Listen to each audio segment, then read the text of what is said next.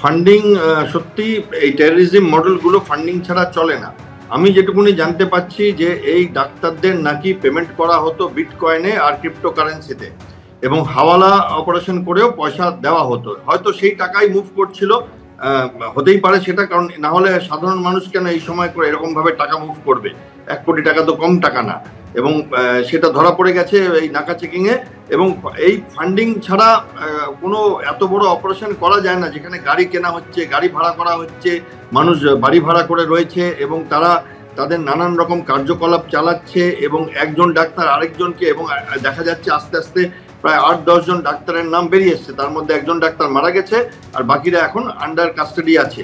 তো সেটাও হতে পারে। এবং আরেকটা ব্যাপার হয়েছে সাথে সাথে, যে পাকিস্তানের ইসলামাবাদের হাইকোর্টে একটা কার বম ব্লাস্ট হয়েছে গতকাল, এবং সেখানে 12 জন মানুষ মারা যায়, কিছু মানুষ ইনজোর হয়েছে।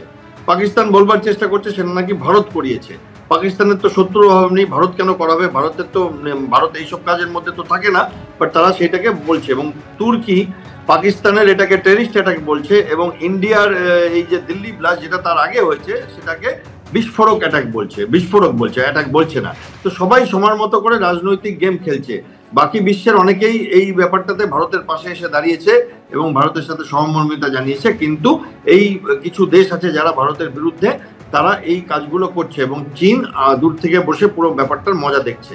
এখন আজকে একটু আগে ভারত আরেকটা নোটাম জারি করেছে, সেটা হচ্ছে সেন্ট্রাল কমান্ডের ওপরে এয়ারফোর্সের অ্যাকশন হবে বলে, সেন্ট্রাল কমান্ডের, এবং সেটা অত্যন্ত গুরুত্বপূর্ণ, কারণ এই রকম নোটাম, এত বড় বড় নোটাম এর আগে জারি হয়নি। তো এইটাতে দেখা যাচ্ছে যে ভারতও নিশ্চয়ই পদক্ষেপ নিচ্ছে, এবং পুলিশের কাছে খবর ছিল, তার মানে সিকিউরিটি ফোর্সের কাছেও খবর ছিল। এবং আপনি যদি দেখেন ব্লাস্ট হওয়ার অতি দ্রুত মানুষ পৌঁছে যায় ওখানে, ফায়ার ফাইটিং, এনআইএ সময় পৌঁছে যায়। তার মানে এখন তো আপনারা প্রমাণই করে দিয়েছেন যে আমরা পুলিশের মেসেজ দেখতে পাচ্ছি যে কিছু একটা হবে, এই ব্যাপারটা ছিল, বাট সেটা যে ব্লাস্টে পরিণত হবে সেটা হয়তো লোকে চিন্তা করেনি। ধন্যবাদ ব্রিগেডিয়ার দাস। আরো একবার সিসি ক্যামেরার সেই ফুটেজ আপনাদের সামনে রেখেছি, যেখানে বিস্ফোরণের মুহূর্তের ছবি ধরা পড়েছে। 10 তারিখ অর্থাৎ সোমবার সন্ধ্যে 6:50 যে বিস্ফোরণের ঘটনা ঘটে দিল্লির লালকেল্লার কাছে, যেখানে রীতিমতো হুড়োহুড়ি পড়ে যায় সেই সময়, সেই ফুটেজও ধরা পড়েছে। তবে ঠিক বিস্ফোরণের মুহূর্তের ছবি সিসি ক্যামেরা বন্দী হয়েছে লালকেল্লা থেকে চাঁদনি চক যাওয়ার যে রাস্তা, সেই রাস্তায় একাধিক সিসি ক্যামেরা রয়েছে, সেখানেই এই ফুটেজ, এই ছবি ধরা পড়েছে। মানে একাধিক গাড়ি সেখানে রয়েছে, আপনারা দেখতেই পাচ্ছেন সেই ছবি, জনবহুল এলাকা, সেখানে এরকম একটি বিস্ফোরণের ঘটনা যা সিসি ক্যামেরা বন্দী হয়েছে।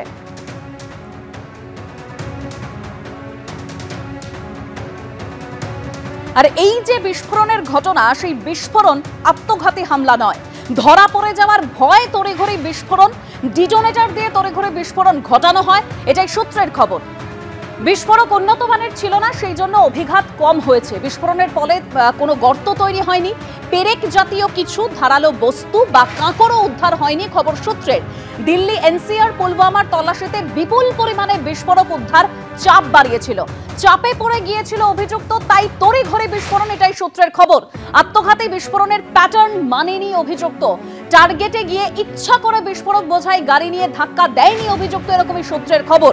আর জম্মু কাশ্মীর পুলিশের তরফেও একটি পোস্ট করা হয়েছে, এবং সেখানে বলা হচ্ছে যে এই পোস্টের পরেই ভয় পেয়ে যায়, তড়িঘড়ি পালানোর চেষ্টা করেন ওই চিকিৎসক উমার।